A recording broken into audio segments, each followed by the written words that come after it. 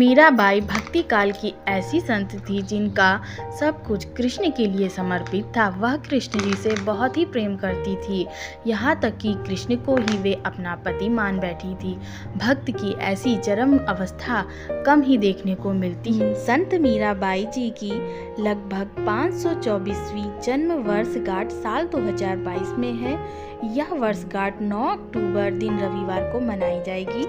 पूर्णिमा तिथि का प्रारंभ 9 अक्टूबर 2022 को सुबह 3:41 पर और पूर्णिमा तिथि की समाप्ति 10 अक्टूबर 2022 को सुबह 2:24 पर। मीराबाई एक राजपूत राजकुमारी थी। उत्तर भारत के राजस्थान राज्य में रहती थी।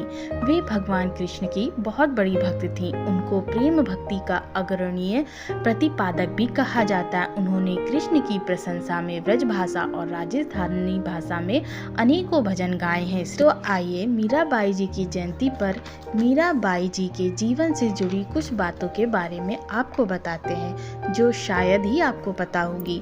मीराबाई का जन्म 1504 ईस्वी में राजस्थान के मेरठा जिले के चौकरी गांव में हुआ था। मीराबाई की सास उन्हें दुर्गा जी की उपासना करने के लिए बाध्य करती थी, लेकिन मीरा जी ने मना करते हुए कहा, मैंने अपना जीवन पहले ही कृष्ण को समर्पित कर दिया है। मीराबाई की ननद ने मीरा को बदनाम करने के लिए एक षड्यंत्र रचा। उसने राणा कुंभा को बताया कि मीरा किसी से गुप्त रूप से प्रेम करती है और उसने मीरा को मंदिर में उसके साथ बात करते हुए देखा है। इस बात को सुनते ही महल की औरतें बड़बड़ाने लगी कि मीरा राणा परिवार की नाक पर कलंक है। इन बातों से गुस्सा होकर राणा कुंभा तलवार हाथ में लिए दौड़ता हुआ मीरा के पास पहुंचा, लेकिन संयोगवश मीरा उस समय मंदिर गई हुई थी। एक शांत रिश्तेदार ने राणा कुंभा को सलाह दी।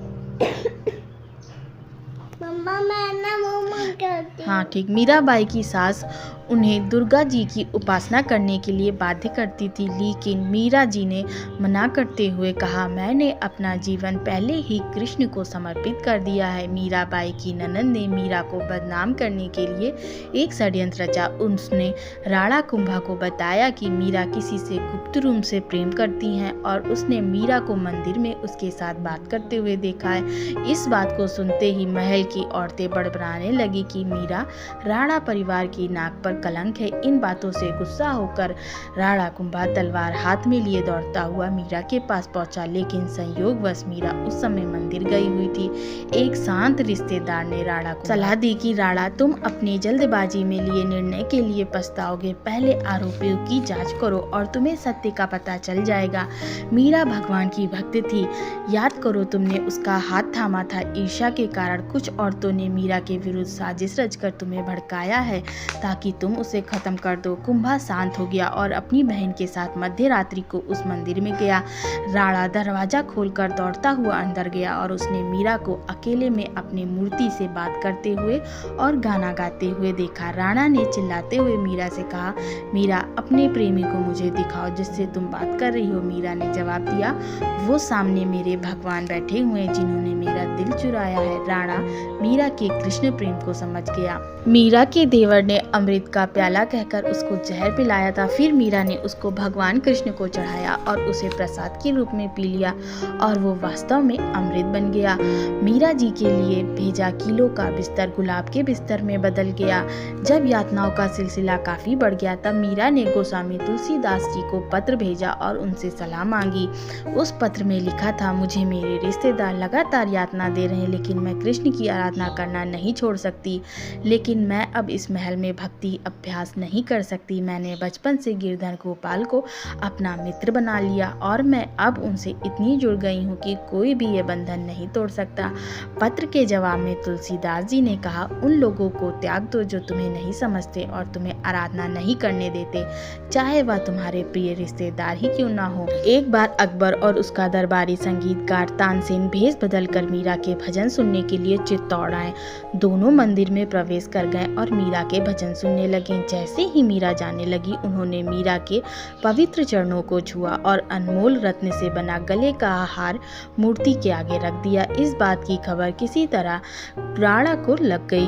अकबर ने मीरा के पैर छुए और गले का हार उपहार में दिया। राणा ने उग्र होकर मीराबाई से कहा, नदी में जाकर डूब मरो, फिर कभी अपना चेहरा मुझे मत दिखाना, तुमने मेरे परिवार का अपमान किया है। मीरा ने राणा की आज्ञा मानते हुए नदी में डूबने के लिए रवाना हो गई। रास्ते में झूमते नाचते हुए भगवान कृष्ण का नाम लेने लगी। जब उसने अपना पैर नदी में रखने के लिए उठाया, तभी एक हाथ ने उन्हें पीछे खींच लिया।